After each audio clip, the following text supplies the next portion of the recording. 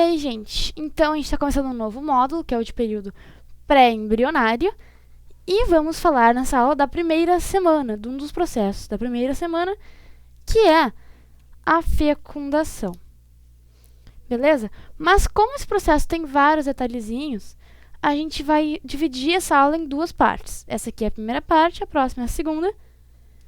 E então, vamos começar. Falando então um pouquinho de gametas, antes de começar as fases da fecundação, para sabermos um pouco das substâncias que cada parte do gameta produz e tal. Vamos começar aqui então pelo ovócito.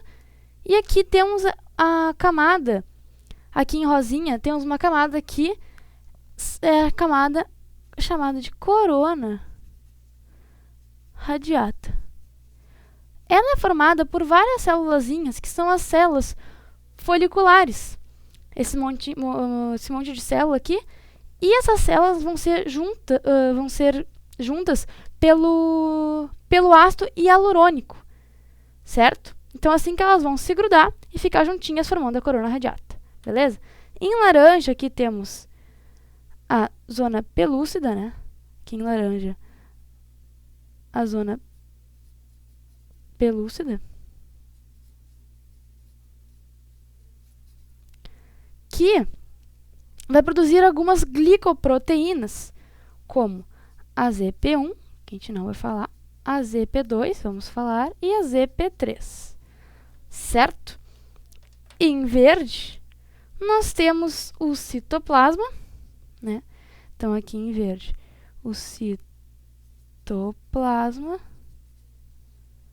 E em azul, temos o núcleo. Certo? Ok, então vamos falar agora do gameta masculino, o espermatozoide. Vamos começar aqui pela região da cabeça, né, que é o que está em azul. Aqui temos, então, a membrana plasmática. Deixa eu colocar aqui. A membrana plasmática do espermatozoide. Vamos salientar aqui que a membrana plasmática produz uma substância, que é a hialuronidase.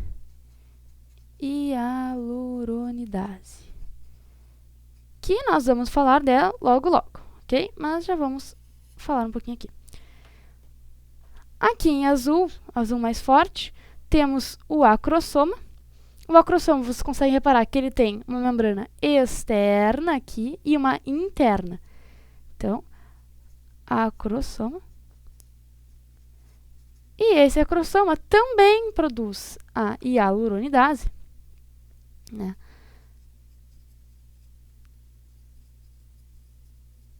E produz também a acrosina. Não se preocupa que a gente vai falar dessas enzimas, tá, gente? E aqui tem o núcleo, né? Essa partezinha do centro é um núcleo. Tá, vamos passar então adiante. Aqui em verde é o colo do espermatozoide.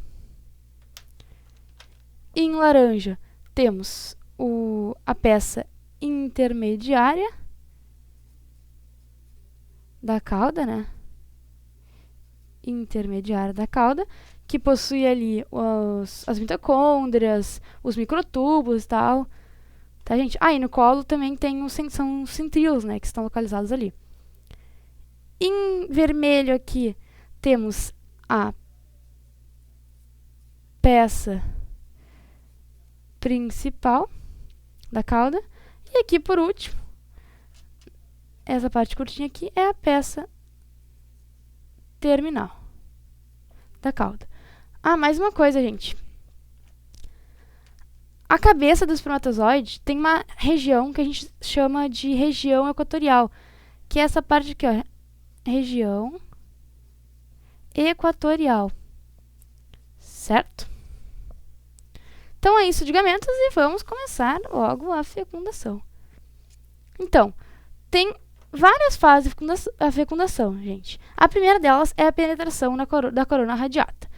O que acontece? O espermatozoide está lá, chegando no ovócito, mas ele se depara com a barreira, que é essa aqui em rosa, que a gente já falou, que é a corona radiata. E ele tem que adentrar, né, nessa camada. O que ele faz? Como eu falei, a membrana plasmática produz a hialuronidase, né? E essa hialuronidase tem a capacidade de digerir o ácido hialurônico, que é aquele ácido que eu falei ali na parte de gameta, que vai juntar as células foliculares. Então, se ele consegue digerir esse ácido e esse ácido, as células não vão ficar mais juntas e vão começar a ser levadas, a serem separadas. E vai formar o quê? Um túnel por onde o espermatozoide vai passar. Tá vendo que já está formando um túnel? Tá, mas como é que esse espermatozoide tem essa força para conseguir adentrar nessas células? Lembra da capacitação que eu falei lá na aula? Se não lembra, dá uma passadinha lá naquela aula de capacitação. Então, essa capacitação vai fazer com que ocorra a hiperativação do espermatozoide. Então, ele vai ter os seus movimentos hiperativados. E isso permite que ele tenha mais força e mais agilidade para conseguir adentrar nessa camada, ok? Então, é isso da primeira fase. Vamos para a segunda. Segunda fase é o de reconhecimento e adesão. Então, para que ocorra a adesão, é necessário o reconhecimento, certo? Mas como que vai ocorrer esse reconhecimento? A zona pelúcida. Então, a zona pelúcida, ela vai ser responsável por reconhecer. Então, ela reconhece a membrana plasmática do espermatozoide, certo? E ela reconhece para saber se é humano ou não. Então, se for humana, ela vai permitir permitir a adesão do espermatozoide na célula. Então, por isso que só a espécie humana pode fecundar o ovócito humano, né? Certo, gente? Vamos então para a terceira fase, que é de reação acrossômica. Essa fase aqui é muito importante, ela é super legal também. E é quando o espermatozoide chegou na zona pelúcida. Foi lá e chegou. Vocês reparem que ainda tem algumas células foliculares, né, gente? A da corona radiata e tal. Tá, mas então chegou o espermatozoide lá, e o que vai acontecer? A membrana plasmática do espermatozoide, né, vai interagir. Então, ela interage com a glicoproteína ZP3, que é aquela glicoproteína que a zona pelúcida produz. Lembra que eu falei lá no início da aula? Então, vai interagir com a ZP3 e isso vai ocasionar uma fusão entre a membrana plasmática do espermatozoide com a membrana externa do acrossoma. Então, vai fazer essa fusão e quando eles se juntarem, vai se degenerar essa camada. E aí vai ficar apenas a membrana interna presente. Então, agora, a membrana interna é a nova membrana plasmática frontal, né? Da parte da frente. Reparem aqui que só a parte da frente que já degenerou, né? Tá, mas então, se eu tinha, por exemplo, um pote, ele tinha uma tampa, né? Tem o fundo, vamos supor que o fundo é a membrana interna e a tampa era a membrana externa. Aí, se não tem mais membrana externa, vai ficar, essas enzimas vão ficar livres, certo? Então, vai meio que causar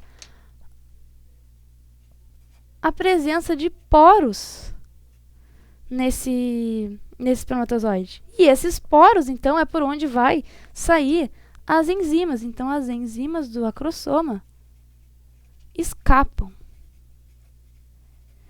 Por isso que é tão importante essa reação acrossômica, porque vai liberar uma série de enzimas e, com certeza, essas enzimas vão influenciar na fecundação, né?